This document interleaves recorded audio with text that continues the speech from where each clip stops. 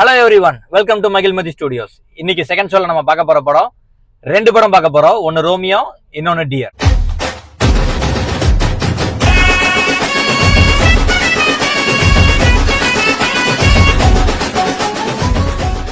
ரோமியோவை பொறுத்த வரைக்கும் விஜய் ஆண்டனி சாரோட படம். அது எப்படி இருக்கு அப்படின்னா நல்லா இருக்கு. ரொம்ப டாப் கிளாஸும் கிடையாது, ரொம்ப கேவலமும் கிடையாது, நல்லா இருக்கு. விஜய் ஆண்டனி ஃபேன்ஸ் அப்படின்னு இருந்தோம் அப்படின்னா அந்த படம் பிடிக்கும். ஏன்னா ஒட்டு மொத்தமா கேரக்டர் முழுக்கவே அவரோட இத்தனை காலமா அவரோட கேரக்டர் எந்த கேரக்டர் நம்ம ரசிப்போமோ அந்த கேரக்டர்ல மறுபடியும் அதே இன்னசென்ட்டா நடிச்சிருக்காரு. So it is typically Vijay Antony film. Actually ஒட்டுமொத்த படத்தையும் விஜய் ஆண்டனி தான் காப்பாத்திருக்காருன்னே சொல்லணும். இல்லாட்டி படம் வந்து 2.5 மணி நேரம் கொஞ்சம் பெரிய லேகா தெரிஞ்சது. அதுவும் ஃபர்ஸ்ட் ஹாஃப்லாம் ரொம்ப லேகா, எப்படா முடியுங்கிற மாதிரி இருந்தது. செகண்ட் ஹாஃப்ல விஜய் ஆண்டனி படத்தை கொஞ்சம் சேவ் பண்ணிட்டாரு. பட் ஸ்டில் எடிட்டிங் ஒரு மினிமமா ஒரு 20 மினிட்ஸ்க்காவது இருந்துச்சுன்னா படம் சூப்பரா இருக்கும். விஜய் ஆண்டனி சார் மியூசிக் பண்ணல போல இந்த படத்துக்கு. மியூசிக் ரொம்ப அழகா இருக்கு. அவருக்கு குறிப்பா தீம் மியூசிக்கா இருக்கட்டும், பாட்டா இருக்கட்டும், எல்லாமே நல்லா இருந்துச்சு. It is like a more than a time pass. நீங்க கண்டிப்பா போலாம். எஸ்பெஷலி இந்த படத்துல எனக்கு ரெண்டு விஷயம் பிடிச்சிருந்துச்சு. ஒன்னு டைலாக்ஸை பொறுத்த வரைக்கும் really it is a super one. ரொம்ப அருமையா மோட்டிவேஷனலான டைலாக்ஸ் நிறைய இருக்கு. ஸோ நம்மளே மோட்டிவேட் பண்றதுக்கான டைலாக்ஸ் விஜய் ஆண்டனி சாரோட டிபிக்கல் ஸ்டைல்ல அது வந்து சேர்ந்துருக்கு. இன்னொன்னு ஒரே ஒரு சீன் எனக்கு ரொம்ப பிடிச்சிருந்துச்சு. நான் அந்த பிலிம் மேக்கிங் சீன் ஒன்னு, அந்த டைரக்டர் ஒரு ஹீரோயினோட ஃப்ரெண்ட் ஒருத்தர் டைரக்டர்னு ஆசைப்பட்டிருப்பாரு. அவர் வந்து இவங்க ரெண்டு பேர் ஒரு சீன் எடுப்பாரு. அந்த சீனை வந்து ரிப்பீட்டடா கிட்டத்தட்ட ஒரு பெரிய ஷாட்ல ஒரு 6-7 நிமிஷம் இருக்கும்ல அந்த சீன். அந்த சீன் வந்து எப்படி பிலிம் மேக்கிங்ல வந்து என்ன எவ்வளவு டஃப் இருக்கு, எவ்வளவு கஷ்டம் இருக்குன்னு காட்டியிருப்பாங்க. எனக்கு அந்த சீன் ரொம்ப பிடிச்சிருந்துச்சு. உங்களுக்கு மிரில்லானி பத்தி ஹீரோயினை பத்தி சொல்லணும்னு ஆசைப்படுவதில்ல? படம் நல்லா இருக்கு, நல்ல படம். VFX super. உண்மையாலுமே விஜய் ஆண்டனி வந்து எடிட்டிங் ஆரம்பிச்சு விஎஃப்எக்ஸ் இவ்வளவு நல்லா பண்ணிருக்காரு. ஆமா, 6 படம் எடிட்டிங் பண்ணிருக்காங்க. விஎஃப்எக்ஸ் நல்லா இருக்கு, நல்லா பண்ணிருக்காரு.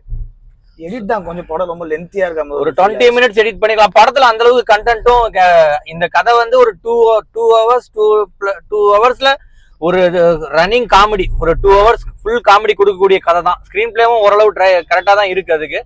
ஸோ ஒரு 20 மினிட்ஸை கிராப் பண்ணியிருந்தாங்கன்னா படம் ரொம்பவே நல்லா இருக்கு அப்படின்னு சொல்லியிருக்க வாய்ப்பு இருக்கும்னு தோணுச்சு. ஆனா ஃபர்ஸ்ட் ஹாஃபும் சரி, செகண்ட் ஹாஃபும் சரி, ஃபர்ஸ்ட் ஹாஃப்ல எப்ப இன்டர்வல் வெயிட் பண்ண வச்சிட்டாங்க, செகண்ட் ஹாஃப்ல எப்ப கிளைமேக்ஸ் வெயிட் பண்ண வச்சிட்டாங்க. ஓவராலா அவரோட ஆக்டிங் ரொம்ப நல்லா இருக்கு. விஜய் ஆண்டனி ஆக்டிங் அது எப்பயும் போலதான். அது வந்து நம்ம புதுசா எதுவும் இல்ல. என்ன அவரோட கேரக்டர் எப்படி இருக்குமோ அதுதான்.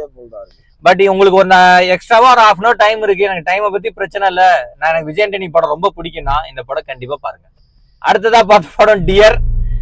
நான் ட்ரெய்லரை பார்க்கும் போது அந்த ட்ரெய்லரோட கமெண்ட்ஸ் கீழேயே அந்த படத்தை வந்து குட் நைட்டை மாத்தி யோசின்னு எக்கச்சக்கமான கமெண்ட்ஸ், கிட்டத்தட்ட 100% கமெண்ட் குட் நைட் தான் வந்துச்சு.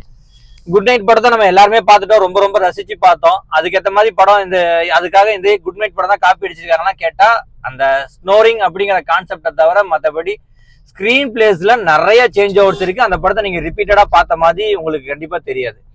அது அங்கேயே அவருக்கு மணிகண்டனுக்கு இருக்க பிரச்சனை இங்க ஐஸ்வர்யா ராஜேஷ்க்கு இருக்கு. அந்த இடத்துல நீங்க அந்த ஒரு ப்ராப்ளம், ஒரு ஹஸ்பண்ட் அண்ட் ஒய்ஃபுக்கு ப்ராப்ளம் தானே தவிர இந்த பக்கத்து ஆப்போசிட் ஜெண்டர் என்ன ரியாக்ட், அங்க வந்து அந்த ஹீரோயின் எப்படி ரியாக்ட் பண்ணாங்க, அதுக்கு நேர்மாறா இவர் ரியாக்ட் பண்றது, அதெல்லாம் screen play is total different. அவங்க ஸ்னோரிங்கை தாண்டி நிறைய விஷயத்த இதுல சொல்லணும்னு வந்திருக்காங்க. ஒரு பேரண்ட்ஸ், அப்பா பையனோட உறவு எப்படி இருக்கணும், ஒரு சம்திங் லைக் ஒரு சிங்கிள் மதரோட லைஃப் என்ன அப்படின்னு நிறைய விஷயத்த அங்கங்க டெஸ்ட் பண்ணிருக்காங்க. இப்ப நான் சொல்ற கதையெல்லாம் கேட்கும் போது நல்ல படம் மாதிரி தெரியும். பட் அதோட மேக்கிங்ல நீங்க கனெக்ட் ஆகிறதுக்கு முன்னாடியே படம் இன்டர்வல தாண்டிடும். அதுதான் இந்த படத்தோட பெரிய மைனஸா தெரியுது. நீங்க படத்தோட நீங்க ஏதாவது ஒரு கேரக்டரோட இன்வால்வ் ஆகணும் அப்படின்னு நினைச்சிட்டு இருக்கும் போது படம் ரொம்ப ஸ்லோவா போயிட்டு இன்டர்வல் வந்துருது.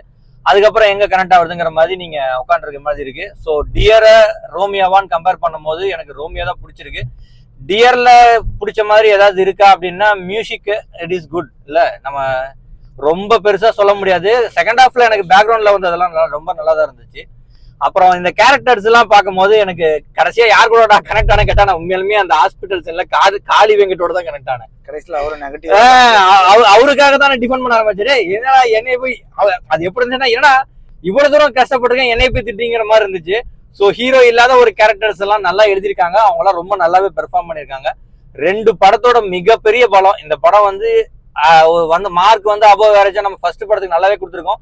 இதுக்கு ஒரு ஆவரேஜ் மார்க்கா கொடுக்குறோம்னா மிகப்பெரிய பலம் காஸ்டிங். ஒரு ஆர்டிஸ்டுமே பின்னி படல் எடுத்திருக்காங்க. அதுவும் நீ சொன்னிய ஒரு யூடியூபர் கேர்ள், அது அவங்க நேம் எனக்கு தெரியல, காளி வெங்கட்டுக்கு ஒய்ஃபா நடிச்சிருப்பாங்க. சான்ஸே இல்ல. ஒரு சீன்ல அந்த சீன்ல அவங்களுக்கு சம்பந்தமே இல்லாத சீன் பேக்ரவுண்ட் டிராப்ல இருப்பாங்க. அந்த சீன்ல திடீர்னு அவங்க டாபிக் வரும்போது அவங்க கண்ணுல தண்ணி வரும். நானும் மிரண்டுட்டேன் அந்த சீன்ல அவங்க நடிச்சதை பார்த்து. ஏன்னா அது வரைக்கும் அவங்க வந்து நார்மலா மத்த பிரச்சனைக்கு ரியாக்ட் பண்ணிட்டு இருப்பாங்க. சோ காஸ்டிங்கை பொறுத்த வரைக்கும் இந்த படத்தை நல்லாவே கொண்டு போயிருக்காங்க. உங்களுக்கு டைம் இருந்தா அந்த படத்தை பார்க்கலாம், இல்லாட்டினா ரோமியோ தான் first, dear is second one. So இதே மாதிரி ஃப்ரீயா இருக்கும் போது இதே மாதிரி இன்னொரு செகண்ட் ஷோல வேற ஒரு நல்ல படத்துல சந்திக்கிறேன். Until then by.